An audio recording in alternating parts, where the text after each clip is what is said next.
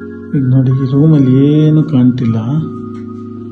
ಈಗ ಒಬ್ಬರು ಗೆಸ್ಟ್ ಬರ್ತಾರೆ ನೋಡಿ. Shadow shadow